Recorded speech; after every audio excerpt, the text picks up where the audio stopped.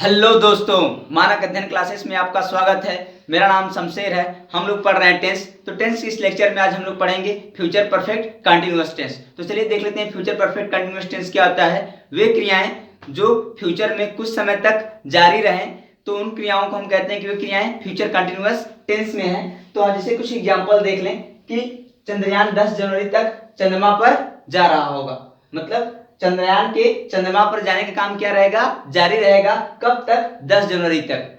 और 20 मार्च तक UP board की परीक्षा चलती रहेगी। परीक्षा क्या रहेगी? जारी रहेगी। कब तक जारी रहेगी? 20 मार्च तक। कौन परीक्षा? यूपी बोर्ड की परीक्षा। अब 2 दिन से वर्षा हो रही होगी। क्या हो रहा होगा? वर्षा। कितने दिन से? 2 दिन से। ये काम क्या रहेगा? जारी रहेगा। कहां? फ्यूचर में। तो ये काम फ्यूचर में जारी रहेगा। तो वे क्रियाएं, कौन सा क्रिया? वर्षा होने की। वर्षा होने की क्रिया जारी रहेगी। कहां पे? फ्यूचर में। वे लोग सुबह से क्रिकेट खेल रहे होंगे। कौन सा काम कर रहे होंगे? खेलने का काम कर रहे होंगे। कब से? सुबह से। मतलब ये काम सुबह से ही जारी रहेगा। कब? फ्यूचर में, आने वाले समय में। अब वह कल तक तुम्हारी प्रतीक्षा कर रही होगी। वह कल तक तुम्हारी प्रतीक्षा कर रही होगी। मतलब प्रतीक्षा करने का काम क्या रहेगा? जारी रहेगा। कब तक जारी रहेगा? सुबह तक। वे इतनी देर तक बैठे नहीं रहेंगे। वे इतनी देर तक बैठे नहीं रहेंगे। मतलब कुछ समय है, मतलब भविष्य की बात है कि वह इतनी देर तक बैठे नहीं रहेंगे आने वाले समय में। तो हम अब इसके ट्रांसलेशन का स्ट्रक्चर देख लेते हैं। थोड़ा सा रूल देखते हैं, फिर इसके बाद ट्रांसलेशन कर लेते हैं बारी बारी से सबका। तो अफर्मेटिव सेंटेंस है और नेगेटिव सेंटेंस भी है। तो पहले अफर्मेटिव का स्ट्रक्चर देखते हैं, फिर नेगेटिव, इंटरोगेटिव, इस तरह से बारी बारी से एक एक करके सभी देखते हैं। तो क्या होगा, हम जानते हैं पहले किसी भी सेंटेंस में जब अफर्मेटिव का सेंटेंस होता है तो पहले सब्जेक्ट आता है। तो सब्जेक्ट अंग्रेजी, फिर इस टेंस की helping verb will have been या शैल हैव बीन। तो विल हैव बीन या shall have been. Will have been या शैल हैव बीन हम ये यूज करेंगे। इसके बाद आ जाएगा मेन वर्ब। मेन वर्ब की आईएनजी फॉर्म। मेन वर्ब की आईएनजी फॉर्म प्लस ऑब्जेक्ट, फिर अदर वर्ड, फिर क्या आ जाएगा? सिंस या फॉर। फिर क्या आ जाएगा? सिंस या फॉर, फिर टाइम। सिंस या फॉर, इसके बाद टाइम आ जाएगा। तो पहले वाले सेंटेंस का हम लोग ट्रांसलेशन देख लेते हैं। क्या है? चंद्रयान 10 जनवरी तक चंद्रमा पर जा रहा होगा। कौन जा रहा होगा? चंद्रयान। या हम सिंस या फार के स्थान पे टिल का भी प्रयोग करते हैं, अनटिल का भी प्रयोग कर लेते हैं। जैसा सेंटेंस होता है उसके अनुसार हम लोग प्रयोग कर लेते हैं। तो चलिए पहले देख लेते हैं कि चंद्रयान चंद्रमा 10 जनवरी तक चंद्रमा पर जा रहा होगा। कौन जा रहा होगा? चंद्रयान। सब्जेक्ट कौन होगा? चंद्रयान। तो Chandrayaan, Chandrayaan will have been going. कहां पे जा रहा होगा? On the moon. On the moon, on the going on the moon till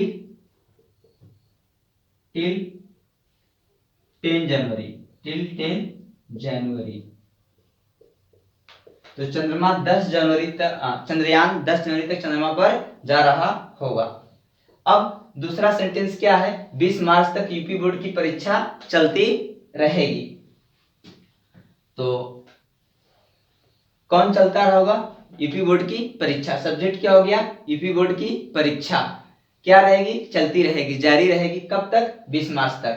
तो UP board examination, UP board examination, UP board examination, examination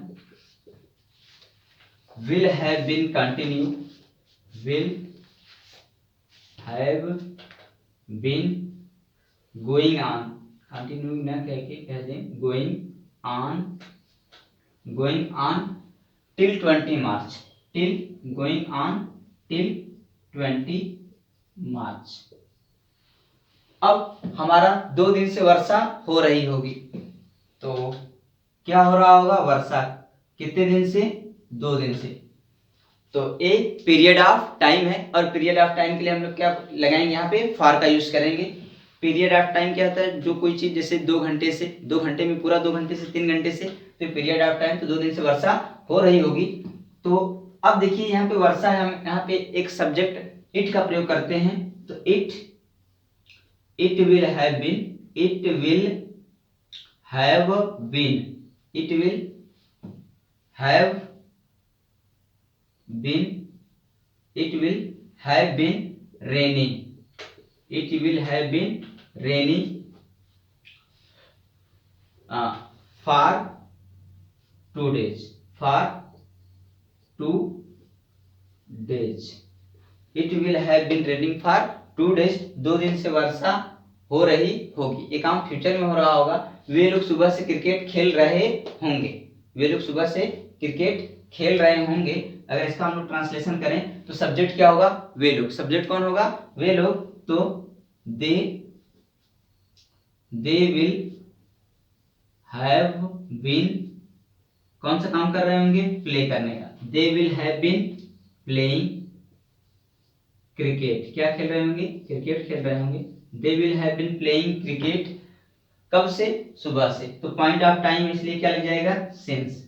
तो they will have been playing cricket since morning। अब हम अगले वाले example पे आ जाते हैं। वह कल तक तुम्हारी प्रतीक्षा कर रही होगी। तो कौन सा काम होगा, प्रतीक्षा करने का। किसके द्वारा, वह, मतलब वो क्या कर रही होगी, प्रतीक्षा कर रही होगी। तो इसको हम इरेज कर लेते हैं।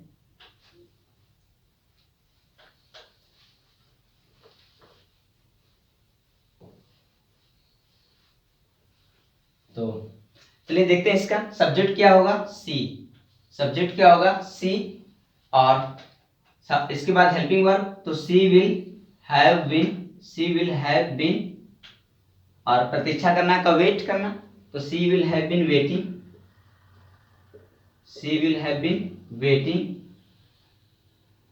For you. किसकी, she will have been waiting for you. कब तक, till tomorrow, till tomorrow, TOMORROW। तो she will have been waiting for you till tomorrow, वह कल तक तुम्हारी प्रतीक्षा कर रही होगी। अब हम अगला सेंटेंस देखते हैं कि उसमें क्या है, नेगेटिव का सेंटेंस है। तो नेगेटिव स्ट्रक्चर देख लेते हैं। नेगेटिव स्ट्रक्चर क्या होगा, जो विल या सेल आता है, इसके बाद क्या लगाते हैं, नॉट। तो चलिए इसका नेगेटिव स्ट्रक्चर देख लेते हैं कि यहाँ पे क्या हो जाएगा, नॉट हो जाएगा। यहाँ पे भी क्या हो जाएगा, नॉट हो जाएगा। तो अब इसका अगर हम नेगेटिव देख लेते हैं कि मतलब इस सेंटेंस का ट्रांसलेशन, तो ये तो 5वां हो गया। 6वां वाले की बात कर लेते हैं। तो दे, सब्जेक्ट क्या होगा, दे। और कौन सा, वे कौन सा काम करेंगे, वे इतनी देर तक बैठे नहीं रहेंगे। मतलब ये काम जारी रहेगा, लेकिन कहने में जारी है, लेकिन वह एक काम इतना समय तक करते नहीं रहेंगे। जैसे देख लेते हैं कि they will not, they will not have been, they will not have been sitting, they will not have been sitting for, चाहे सो लेट, इतनी देर तक। They will not have been sitting so late, इतनी देर तक। तो इस प्रकार का अब हम इंट्रोगेटिव सेंटेंस देख लेते हैं। इंट्रोगेटिव सेंटेंस का स्ट्रक्चर किस प्रकार से बनता है। तो इंट्रोगेटिव में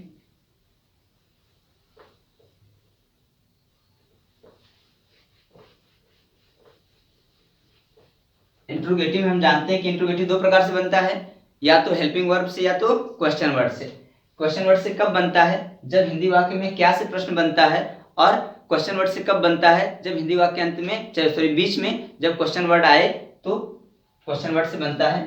तो देख लेते हैं कि पहले स्ट्रक्चर विल या सेल। सबसे पहले क्या आएगा, विल या सेल आएगा, फिर आएगा सब्जेक्ट, फिर आएगा हैव, फिर इसके बाद बीन आएगा, इसके बाद वर्ब में आईएनजी फॉर्म आएगा, फिर क्या आ जाएगा, ऑब्जेक्ट आ जाएगा, फिर क्या आएगा, अदर वर्ड आ जाएंगे, फिर इसके बाद क्या आ जाएगा, टाइम आ जाएगा, सिंस या फार, फिर क्या आएगा, टाइम आएगा, सिंस या फार, फिर टाइम आ जाएगा। तो और लास्ट में सबसे लास्ट में प्रश्नवाचक चिन्ह, टाइम के बाद प्रश्नवाचक चिन्ह भी आना जरूरी है। तो अगर हम इसी का इंट्रोगेटिव देख लें कि क्या चंद्रयान 10 जनवरी तक चंद्रमा पर जा रहा होगा, क्या चंद्रयान 10 जनवरी तक चंद्रमा पर जा रहा होगा, तो इसका प्रश्न बन जाएगा कि विल और हमारा सब्जेक्ट क्या है चंद्रयान, तो will Chandrayaan have been going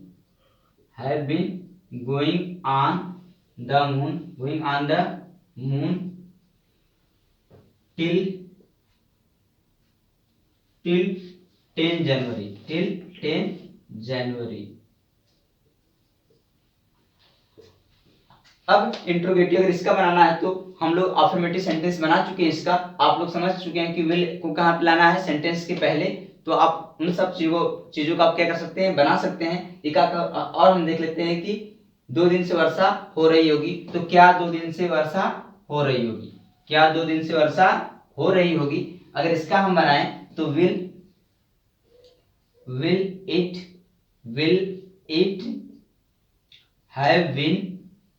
it have been rainy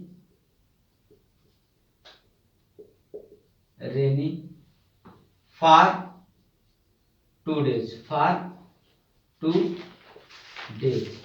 इस प्रकार से इंट्रोगेटिव सेंटेंस अगर हेल्पिंग वर्ब से चालू हो तो इस प्रकार से बनाया जा सकता है, चाहे क्या से चालू हो हिंदी वाक्य में तो बनाया जा सकता है। अब हम और आगे देख लेते हैं, जैसे क्यों से शुरू हो, जब कोई जब हिंदी वाक्य के अंत में क्या क्यों कब कैसे आता है, तो ऐसा जैसे कि चंद्रयान 10 जनवरी तक चंद्रमा पर क्यों जा रहा होगा, चंद्रमा पर क्यों जा रहा होगा, तो प्रश्नवाचक शब्द कहाँ पे आ गया है, वाक्य के बीच में। तो अगर इसी को हम क्या कहेंगे, जब ऐसा होता है तो क्वेश्चन वर्ड से, तो सबसे पहले अब क्या लग जाएगा यहाँ पे क्वेश्चन वर्ड, और क्वेश्चन वर्ड क्या है क्यों, तो वाई क्या लग जाएगा,